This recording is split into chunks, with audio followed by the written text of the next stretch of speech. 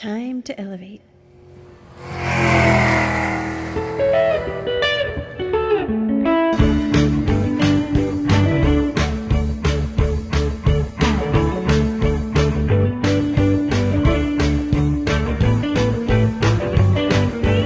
running on empty with Matt and Tony. Hey, everybody. Welcome to Running on Empty. I am Matt. And I'm Tony. And we're running on empty. And welcome to our final show of 2020. And let me tell you, 2020 cannot leave soon enough. Am I right? Yeah, I mean, definitely the most memorable year in our lifetimes. Never expected. I was talking to my wife about this, saying, when you have your own business, you really expect to, you can hire and fire yourself and do the work you want to do or not want to do. But when that decision is taken out of your hands, you don't expect that when you work for yourself. I mean, I'm responsible for my own success and failure, but we've had a year off and it sucked. And, we live in the mountains and it's beautiful out here and it's a great view, but we have now seen it now for almost 400 consecutive days. Wow. We last Thanksgiving is when we stopped because Jody broke her ankle, and I've been her caretaker ever since then. And then COVID happened, and now she's able to walk again, and we're still here. So we try to do things to stay busy, and I'm very thankful for the show, by the way. So yeah, so am I. This has kept me sane. I love intelligent conversation. I know some of the viewers and listeners out there may disagree about how intelligent it is, but this has been a lot of fun and it's kept me grounded. So thank you for wanting to do this. Thank you. I think we've done some really excellent shows. And, I've been a college teacher now for more than 30 years. And I tell you, I worked harder in 2020 than any year I've ever taught. I mean, as most of our listeners know, we did this kind of crazy hybrid of in-person and online only. And, most of the teachers had minimal experience with this kind of thing. Mm-hmm. And, some of it's been very invigorating. Some of it's been like maddeningly frustrating. A lot of frustrating. But, if you think about it, if you compare the United States in 2020 with the United States in 1918, when we had the flu epidemic that killed, I think, almost 700,000 people in 1918. Yeah. That pandemic back then, I mean, the schools were completely shut. I mean, there was nothing that you can do. I mean, one silver lining this year is at least we do have this technology that allows for some amount of human interaction. Yeah. And it's wild. The technology's been around a while. It's just, it needed a platform to be used and a reason to be used a lot more. So I guess, you want to try to say silver lining, but there's so many people that have been through we've been through some bad stuff, but so many people have been through so much worse. So I use the term silver lining very, very lightly, because for some people that is the case. And for other people, there's not that. I mean, it's, people have passed away, they're out of jobs, they're out of homes. So I try to be very empathetic to that, feeling very fortunate that we have a place to live. And, it's 17 degrees outside right now. And, we're nice and toasty inside, but other people are not necessarily that fortunate. So I just wish that from the start of this, that we had, I guess, one of my rants about 2020 was that I'm disappointed, without, calling names and just kind of going off on a tirade. I'm disappointed with how our federal government handled this pandemic, or did not handle this pandemic. I mean, people will agree to disagree and disagree passionately, but I think had we had a much better handle on this, perhaps a different leader, we would not be in this situation right now. Oh, I agree. It's been like ineptitude from day one. And one thing that the feds, especially the presidential administration, have encouraged is this complete politicization, can't say the word, of everything related to the pandemic. I mean, whoever thought masking would be politicized? Seriously, that should just be a human issue. It shouldn't be a political issue whatsoever. But to me, it seems very much like a red and blue divide. Yeah, my spouse, as you know, Lori, she's been serving as the mayor of Oshkosh, and this has been an extremely difficult time for her. I mean, the kind of hostility that Yeah. she and others on the council have received from people who don't want to follow basic public health guidelines. Right. That I still find that just shocking. Yeah. Excuse me. That's right. Mhm. I don't, part of me just doesn't understand it. I mean, I understand it's a political issue and never had to be. But it's it's weird because it's almost like they're incredibly passionate on both sides of the fence. You've got the people that are just, adamant mask wearers. I mean, I wear one wherever I go. Of course, it's mandated. I'm just following the rules. It's just common sense. It's respect. It's courtesy. And you have those other folks out there. And to be fair, there's non-mask wearers out there in our town, and they're pleasant people. They just don't want to wear a mask. They seem healthy. That's fine. But then there's those others that are just, bragging about the fact that they don't want to be wearing a mask. And I'm like, it doesn't have to be this way, folks. If you don't want to wear it, that's fine. But I'm going to wear it because, I may be an asymptomatic carrier. I have no idea. So I just wanted to do my part. But yeah, it never had to get as bad as it did. Well, what just angers me is the way it was articulated in terms of freedom. Right. Yeah. And I heard, I think it was Noam Chomsky recently who said, yeah, you have the freedom to drive on the left side of the road. Right? Yeah. I mean, you have the freedom to do a lot of things that'll kill your neighbor. Mm-hmm. Why would you do that? Yeah. Well, I started at one point, I started carrying, I have a little mini copy of the Constitution. And when somebody started bragging about it's against my constitutional rights, I'd pull it out and say, show me. And they look at me like I was insane. And I'm like, well, keep in mind, I studied this for years and I kind of know what's in it. And I don't see anything about masks in there, man. I mean, it wasn't, so, but yeah, I hope that we can get past that. I hope that, as we move forward with this new administration, that, people will, I know there's going to be people that disagree and not happy about it, but I think people overall just want to be happy, healthy, safe. They want a job, they want money, they want a nice place to live or a decent place to live, or at least a roof over their heads, and be able to go out and socialize and hang out with folks. And I think that the new administration is going to put the priorities in place. Whether people follow them or not is still up for debate, but I think there's going to be much more of a federal guidance, if you will, as to how we can get past this faster. The vaccine is one thing, but that doesn't mean you can't wear, don't have to wear a mask anymore. Well, I told my students, I said, I hope when you guys become grandparents someday, that you're honest with your grandkids and you tell them in 2020, the pandemic was just too hard for the United States. That ultimately we could only be bailed out by a vaccine, which hopefully does work. Yeah. But that too many of us were so self-centered and so unwilling to respect our communities that it took extreme measures to get this under control. That's been so depressing for me, Matt, that this has been too hard for the United States of America, one of the richest, most powerful countries in the history of the world. I mean, let's face it, other countries have been able to get this under control, even before the emergence of a vaccine. Mm-hmm. All right. If our federal government had taken the lead and said, look, we are literally going to pay people to stay in their home until this curve is completely flattened. Other countries have done that. Mm-hmm. It can be done. It ultimately pays for itself. Yeah.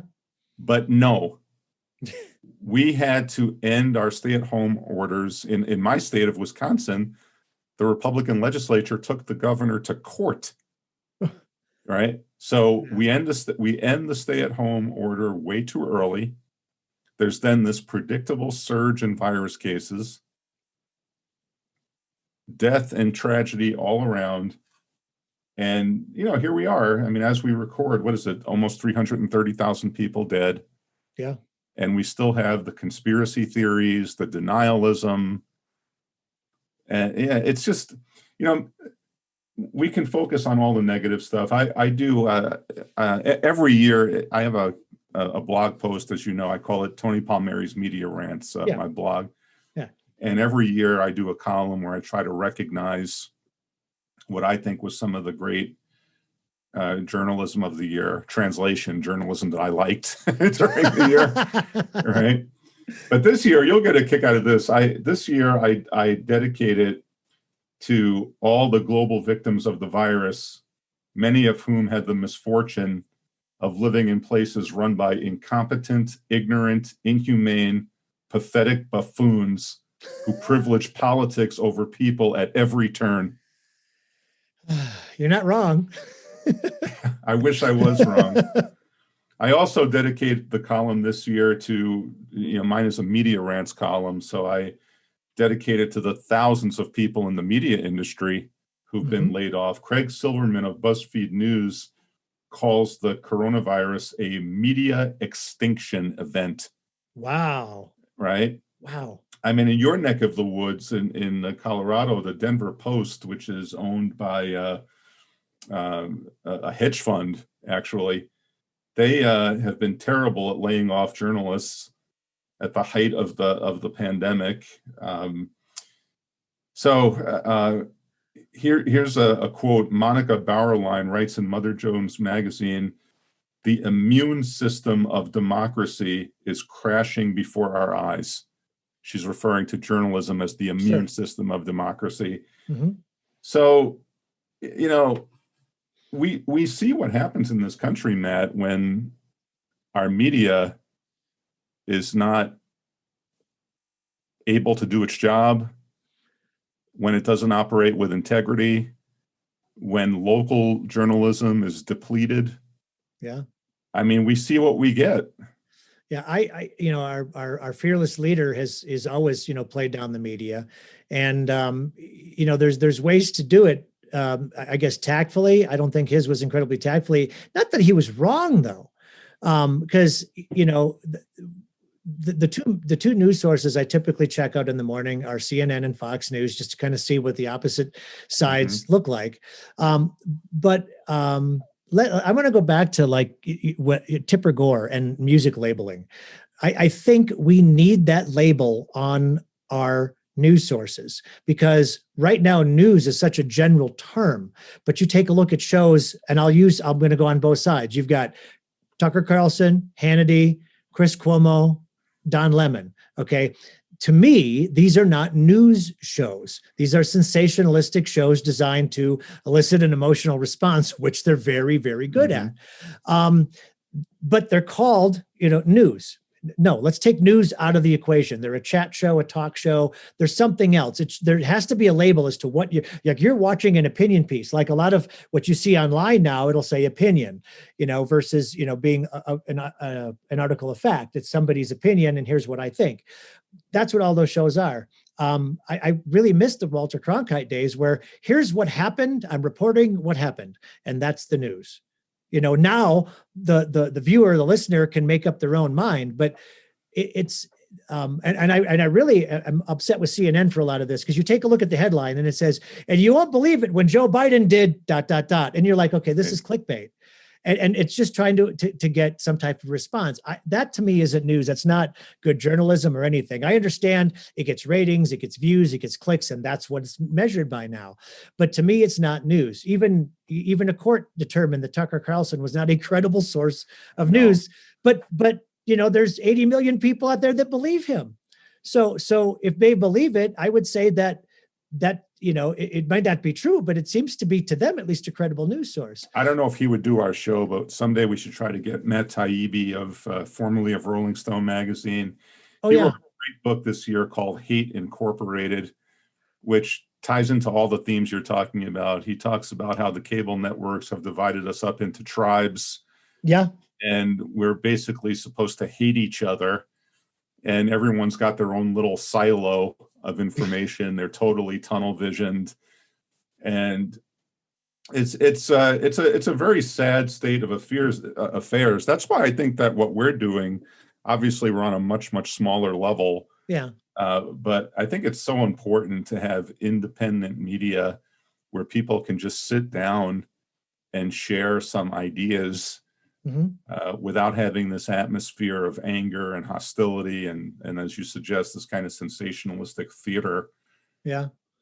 If you take a look at what a lot of what you see is, here they've identified what the issue is that we're going to be talking about or pontificating about for the next hour and a half. And then you get a bunch of talking heads. The stuff that drives me nuts is, like I'll tune in to, whatever show and they'll say, okay, we're going to talk about X, Y, and Z. That's fine. And it starts out as X, Y, and Z. And I think Fox News is even more guilty of this than CNN is. That's just my personal opinion. But the whataboutism, John Oliver did a whole show about it one time. And, it was when you go back to, 2016, and it's like, okay, so they're yelling about Donald Trump not being good, but what about Hillary Clinton? I know, it's terrible. It's like, come on, this was about this. And let's talk about this. I do like the shows. I know Bill Maher is not everybody's cup of tea, but he does invite the enemy onto the show. We actually went to go see him a couple of years ago, and sitting 10 feet in front of me was Steve Bannon.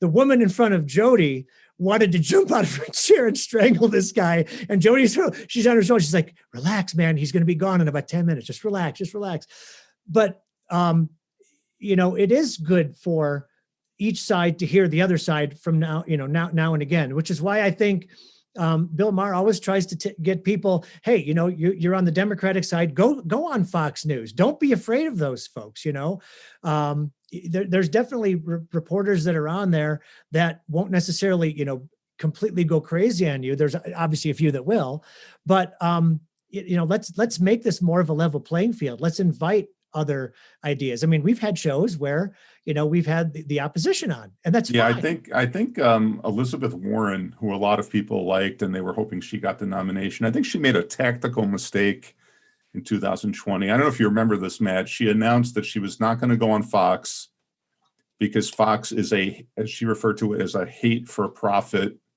industry.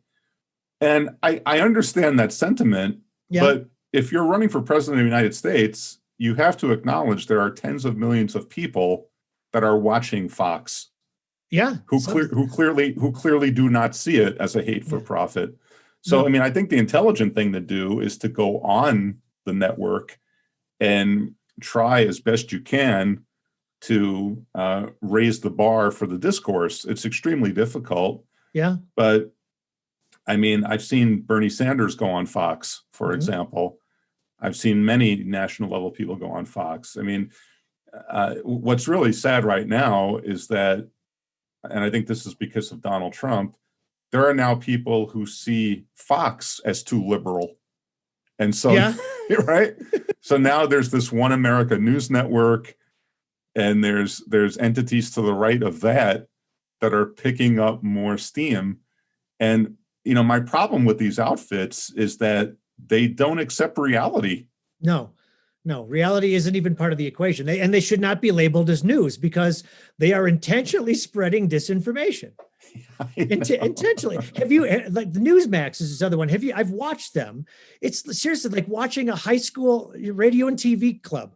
It's awful. It's horrible. They're not good personalities. I mean, I understand that they're new, but they've really kind of taken over YouTube with regards to military news.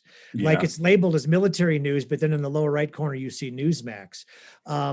They obviously have to disclose, the type of news source that they are, but I think this is what happens, Matt, and Charlie Sykes, who used to be the dean of right-wing media in Wisconsin, he is now kind of like reformed, and he's now more of a moderate guy. But the way he puts it, and I think he's right, this is what happens when conservatism becomes nothing but trolling. There was a time in the 90s, I've never been a political conservative per se, even though I think I have a lot of conservative values, like real conservatism. But the Republicans and conservatism in general used to be like ideas. That's all gone. Yeah. Now it's all about trolling the liberals. Seriously. Yeah. Right. Yep. And I think this started with the late Andrew Breitbart, and it's gone all downhill. And we see this among elected officials. Yeah. That their purpose is not to accomplish any great public policy, right? But to troll the opposition. And we do need at least two. I would prefer we have more, but we do need at least two functioning political parties that can intelligently discuss public policy options. Yeah, I don't have that right now. Yeah, I don't see that at all right now, and especially if the Republicans win Georgia, you're really not going to see that in the next 4 years, guaranteed. Not going to happen. If the Democrats, take Georgia, I think you're going to get things done, but then you're going to get the Republican side going, well, you guys get both houses, so of course you're going to be able to do things, and you really don't take our, viewpoints into consideration. Very much like when Obama was president, and he pretty much was, had his hands tied for about 6 years. Yeah. He couldn't do anything. So I would just like to see the olive branch extended across the aisle saying, okay, the last 4 years were a bunch of shit. Let's put that in the rearview mirror and let's move forward and at least try as best as we can to get along, to create policy, and to really do what our constituents want us to do. Yeah, see, my fear is that Biden will do what Obama did, and Democrats do this all the time, which is they start negotiations with a compromise position. Right? So, so Obama, for example, started off the healthcare discussion in 2009 by taking Medicare for all off the table, right? Instead of saying, let's start with Medicare for all, then we might arrive at, say, at least a public option. Right. He takes all of that off the table, and we end up with this insurance industry plan. Yeah. And here's Biden, for example. There's a lot of groups that are pleading with him to either eliminate student debt or at least provide some student debt relief. Sure. And he is already taking the Obama method. Well, we'll look at it. There'll be like a little bit of relief, which will mean by the time you get into negotiation with the Republicans, no relief. Yeah, there'd be nothing. So, don't start off with the compromise position. No. Right? No, never. Yes, go into a negotiation with everything that you want. Yeah. You right? have to. You have to. If you want a raise from your boss, right, you go in and ask for the maximum. Yeah. You don't go in and say, hey, can I have $1 raise? Yeah. It's just stupid. Yeah. Oh, man. But both of the major political parties have various things going on that could destroy the party, right? The Democrats have this active, young, I would say militant youth that really want to see it become a real progressive party, and they're being shut out. Biden's cabinet picks are, pretty much moderate people. Yeah. All right. And the Republicans made this deal with the devil, if you will, right? For years, they kind of kept the nationalists and the far right wing, they kind of kept them at bay. But with Trump, they kind of embraced those people. Yeah. So now that you've embraced that, how do you get out of that? So suffice it to say, we're going to have a lot of political instability for at least the foreseeable future. Yeah. Well, let's hope that January 6th doesn't go too crazy, and that the outcome stays the same. It would be. I don't know what would have to happen for the outcome to change at this point. I'm sure it's possible, but probably not incredibly probable. Yeah. But and then let's see if 2021 can be better. I think a lot of people are thinking 2021 is going to be like, we call 2020 like the Great Reset or the Great Equalizer. 2021 is not just going to be better. It's going to be, I can start to see things becoming a little bit better right now, especially in the line of work that I'm in. Like shows are starting to come back. We're able to, start to look at the casino things again, and the corporate events and the social distancing and the virtual stuff. So people are now starting to take a much stronger look at the virtual things. But personally, I'd rather just be back, on a stage in front of 1,000 people doing what I do best, man. I miss that. Yeah. I miss that a lot. My crew misses that. Oh, I'm And sure. so when we're back to that, I thought about it, and actually Jody and I were talking about that the other night, and she says, she goes, that first show that we're all back together, the whole crew's back together. She goes, you're going to walk out on that stage. She goes, and you're going to pause for a moment. She goes, don't lose it. She goes, I know it's going to be really emotional to be back on stage in front of an audience doing what you do.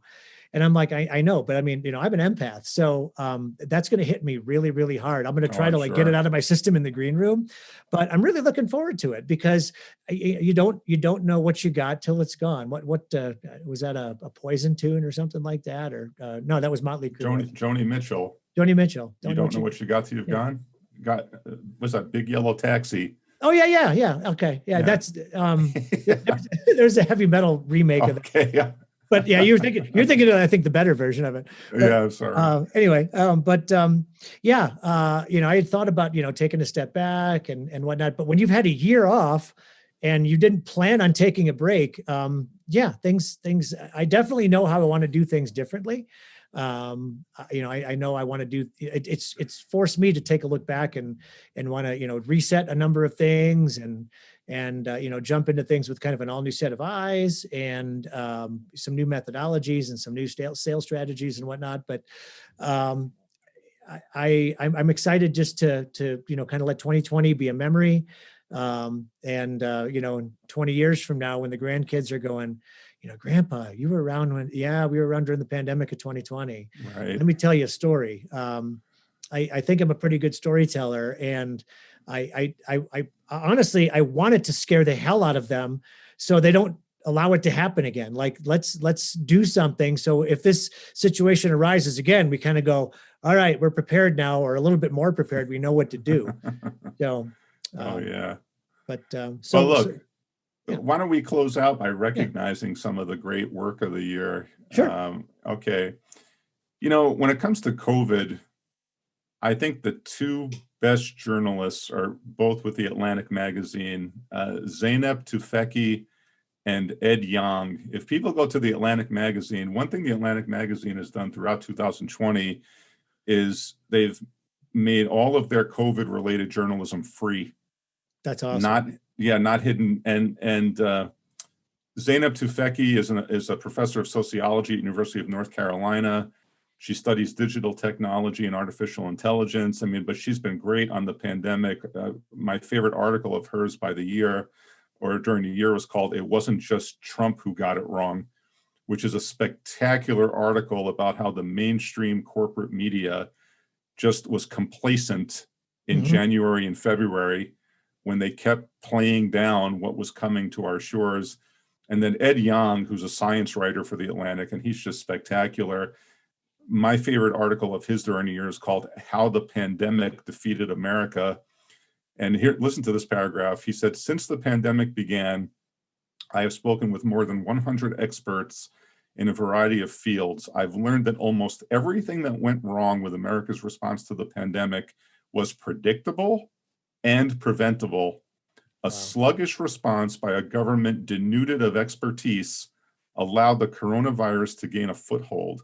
Chronic underfunding of public health neutered the nation's ability to prevent the pathogen spread. A bloated, inefficient healthcare system left hospitals ill-prepared for the ensuing wave of sickness. Racist policies that have endured since the days of colonization and slavery left Indigenous and Black Americans especially vulnerable to COVID-19. The decades-long process of shedding the nation's social safety net forced millions of essential workers in low-paying jobs to risk their life for their livelihood. The same social media platforms that sowed partisanship and misinformation during the 2014 Ebola outbreak in Africa and the 2016 US election became vectors for conspiracy theories during the 2020 pandemic. Isn't that incredible? It's wow. Guy summarized in one paragraph everything that's gone wrong in this last year. Mm-hmm. Yeah, that's good writing. That's great writing. And will the politicians in Washington, with a new administration, Will they move to fix any of this? Yeah. We'll Well, see. We'll see. Yeah. Let's see. I actually recognize one song of the year, and it's really not about the coronavirus. Every year I like to name what I think is the song Sure. of the year. Yeah. And I tell you, this song came out, I believe, in January, February, right before the pandemic. And it's called Thoughts and Prayers by this alternative country band called the Drive-By Truckers. And Okay. it's a total attack on these worthless politicians who respond to gun massacres with thoughts and prayers. And it's got this great set of lyrics. I'll just read the final line of the song. Stick it up your ass with your useless thoughts and prayers. It's just really just a wonderful tune. And I think it would have gotten a lot more attention were it not for the fact that the pandemic hit shortly after it was released. Well, yeah, I know that the thoughts and prayers was such a standard line that you saw. Yeah, exactly. Yeah, and so I'm gonna have to take a listen because I've not listened to that one. I'm gonna throw in my favorite song of the year. And it actually introduced to me not too long ago, but as I going through all the stuff and being a former DJ, I was like, what really resonated with me? There's a artist out there, Lil Dicky. Have you heard this one? Earth. It is seriously one of the greatest videos. It is all celebrity filled, and it's raw and it's honest. And I love it. And me being, living out in the woods and everything else, it totally fits, what I think is important. What happens in the video? It's we are the earth. This is our planet. And it's really talking about how to kind of save, what we have. But all the different celebrities that are in the video are like, different animals or different, creatures. Actually, I have seen this. Oh my, it's fantastic. If you've not seen it, we'll put a link in it below, and as well as all the other stuff you're talking about with the Atlantic. But yeah, I'll please take a look at all that. But if you've not seen this one, Earth, I think it's great. And I will take a look at the thoughts and prayers one. That actually sounds... one more musical one. Rolling Stone magazine did this great feature this year called the In My Room series, where they had musical artists perform from their homes, and it was a mix of new artists and some of the older established people, like for example Graham Nash in his room. I remember Crosby, Stills and Nash. Oh yeah. He does the song Our House and Teach Your Children sitting at a piano in his own house. And it's very well done. And there's a whole bunch of great artists that do this. And I tell you, it really allowed viewers to experience live music without having to leave their home. Yeah, last year was our summer of concerts. So we went to a bunch of concerts. And this year, we had plans to do a lot of concerts. I mean, Zach Brown, the Eagles, lots of great stuff, and nothing. So I am thankful that artists did that. Yeah. Because we watched, there's a gentleman that lives in Boulder, Colorado. His name is Peter Cater. He's a multi-Grammy winning new age artist, and he does home concerts every week. Wow. So we tune in on our big TV every week and we watch him play the piano. Nora Jones has done that. Yeah. There's a couple of handpan guys. I don't know if people know what a handpan is or a hang drum. There's a group called Yatao, Yatao, and they actually have a free New Year's Eve concert. It's 9:00 our time, but they're in Germany, and we've been following them. I actually got a handpan and I'm learning how to play that. But just being able to be around music, not like we used to, but still being able to, it's really personal, like with a lot of this. I mean, like here's Nora Jones at home playing her piano, just a little spin it style piano, but all this beautiful music's coming out of it and you feel a connection. I mean, she's the kind of person you feel that connection. Graham Nash, the same thing. I love Crosby, Stills and Nash. So all of that. And I think Doobie Brothers did a really cool one as well. If you haven't seen the Doobie Brothers one, listen to the music. Wow, it was There's awesome. a whole bunch of them. Yeah, there's so much out there. So I'm glad that was, something that they rose to the occasion, and they kept in front of their fans and probably made a lot of new ones too. Yeah. Matt, I do want to recognize one Twitter feed that I thought was the best of the year, and it's called Faces of COVID.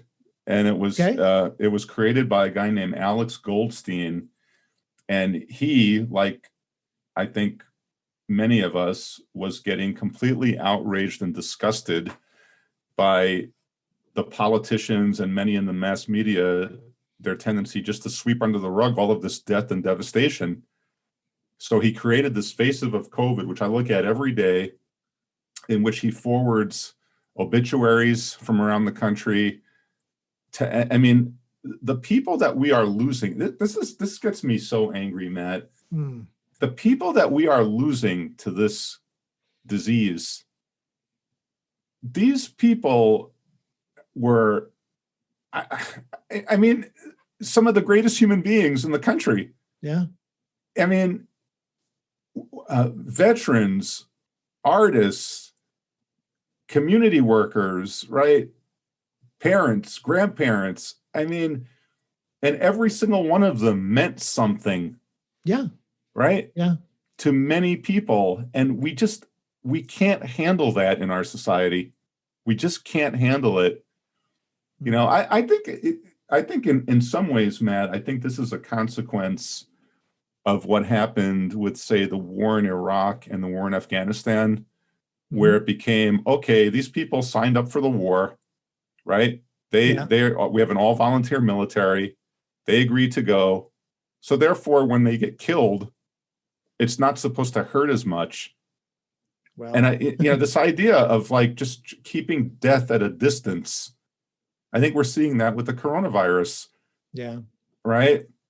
We'll just keep going about our lives. And this Faces of COVID is great because it just makes sure that we just don't forget. It also, I think, helps us to realize our complicity in this. Yeah. Because not only are too many people not following basic public health guidelines, but we've got people that are actively passing on misinformation. Yeah. Right. And all of this has consequences. Yeah. So good for Alex Goldstein for creating that site. Yeah. And more people need to see that. I mean, there is such a human element, more than a lot of people, think. It's nobody I know. But if it's somebody you as you know, it really changes the conversation. I've known people that have had this thing, and it's not pretty, and I don't want it, but when you're out there, even going to the grocery store, you're taking a risk. But he put faces to these names, and made it royally personal, and trying to make it personal to everybody that reads it. So yeah, that's kudos to him for doing that. Yeah. And one more for me, here in Wisconsin, Robert Chappell, who is the executive editor of Madison365.com. It's a nonprofit media. Yeah. He does a daily COVID update, which is the most informative 10 or 15 minutes that I've seen. And he does it every day of the week. Wow. He gives the numbers. He talks about the trends. Every now and then he throws in an editorial comment. Sure. But here's a nonprofit 501c3 media organization that is doing everything this profit-driven corporate media cannot do. Right? We should try to get Robert Chappell on our show at some point. That'd be awesome. I mean, he's really he's gone above and beyond. I mean, every day around 3 or 4 p.m. Central Time, he does this COVID update. And I've just made sure not to miss it, because watching my local corporate news, I don't get the full picture of what's going on in my state. Right. Every state needs a Robert Chappell type of guy. Yeah. That can give you the unvarnished facts of the situation. And we're going to put a link for him in our description below. Yeah. Just want to make sure everybody else can see that, because a lot of people, I'm sure, aren't even aware of it. All right. Well, this has been quite the year, and we definitely have opinions as to what's happened, what's going to happen. But I think we've done the best, at least with our little show here. And I'm looking forward to doing all this over again in 2021 with new guests and different music, maybe even some like real licensing and stuff. I know, we got to figure out a way to get our songs played without getting flagged by YouTube. Yeah, and I think, like I said, I have experience with ASCAP, so we'll take a look at that during the holiday season in the downtime, Cool. and I think it's just money, Yeah, you know. that's all it is. But I like it when we could have songs in there that are relevant to our discussion, and be able to play them without any Right. without any worry. But for me, I'm just going to kind of jump ahead to 2021 because my 2020 pretty much didn't exist. We stopped working in March. Well, officially our show stopped in March, but I stopped working back in last Thanksgiving. But looking forward to the future, we're looking at minimizing, going to become minimalists. We've already done a lot of that right now. So we're taking our carbon footprint and putting it down. We're taking our housing footprint and moving that down to 800 square feet. Wow. And trying to be as self-sustainable as possible, live as off-grid as possible. Good for you. Just something that, I'm in my 50s now, man. I don't necessarily need a big, gigantic house. The kids are all out and about and they're doing all right. And, so we want our own little tiny slice of heaven because for the most part, if it's nice, which it is most days in Colorado, we're outside, And so when you're inside, you need a place to sleep, you need a place to cook your food and a place to hang out when it's cold or raining or whatever the case is. So, that's what's going to be important to us. But to go along with that, our future business ideas is to get into the Airbnb business because we've been looking at properties, but we want to focus on alternative living styles for the Airbnb. So Hobbit Homes, which is a company called Green Magic Homes. I'll put a link in here because if you've not seen one of these are amazing places where you can live.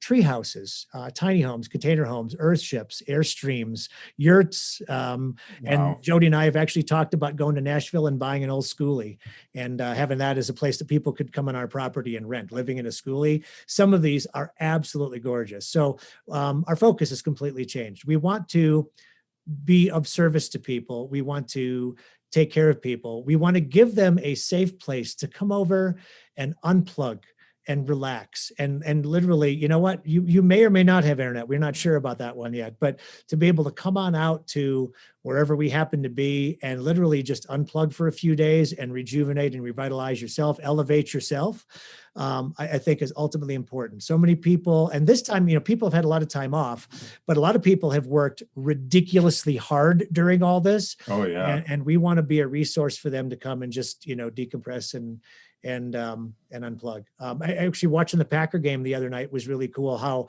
there was only a handful of people in the stands, but the Packers invited all of the personal care and emergency workers, healthcare workers. That was cool. So to be able to have something like that, again, we can't give it away because we need to make a couple bucks too, but to be able to come and have an affordable place that you can live or stay for a while. And, I think that means a lot because I can't imagine being in New York and living in like an 800 square foot apartment versus living in an 800 square foot tiny house, like in the middle of the forest. So yeah, that's our goals for 2021. And obviously to get the business back up and running as much as we can. But the long-term vision is the Airbnb type stuff because people always are, seeking something like that. And if you get the right influencers to help promote your property, I think we'll be in a pretty good shape. It might take a year or two to get over there because I know that COVID's not just going to disappear in 2021, but once the vaccine kicks in and we get this herd immunity, whatever and whenever that is, and people can just start, being healthier and we can start doing normal things again, I think we'll be in a good position to start going down that path. But look forward to continuing this. This was so much fun. And I'm looking forward to our new guests and everything else that we're going to do. And hopefully we'll be in video before the end of next year. Yeah. I want to get that fast. And I think that will be dependent. If we can get back together again, it'll be much easier to do video at that point. So I agree. So all right. Well, have a happy new year, Matt. Have a happy new year. Thanks so much for everything this year, Tony. It's been fun and very educational. It's brain food for me. I need that because me too. Not being a creative person, not being able to go out is kind of maddening some days. So this is my little 1 sense of sanity each week. So very much appreciated. But hope that as a first husband of the mayor of of Oshkosh, everything. I know it's maddening on some days, but I hope everything goes as well as it can for. Well, she's up for re-election this year, and there's no guarantee she's going to get back in. So. Okay. Does she? She obviously wants to get back in, right? Yeah, she's running. I mean, she thankfully, she's. I love her attitude toward public service, which is she's putting herself out there, but she's prepared for the fact that other people may step forward Yeah. who can do the job.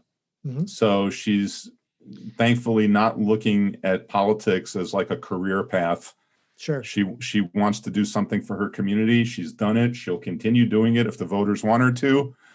But if not, we have a lot going on in our lives. Yeah.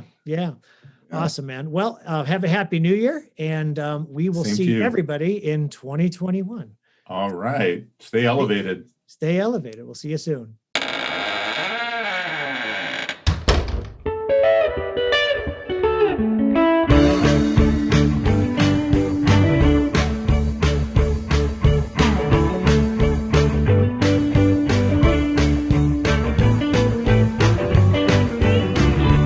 You're running on empty with Matt and Tony.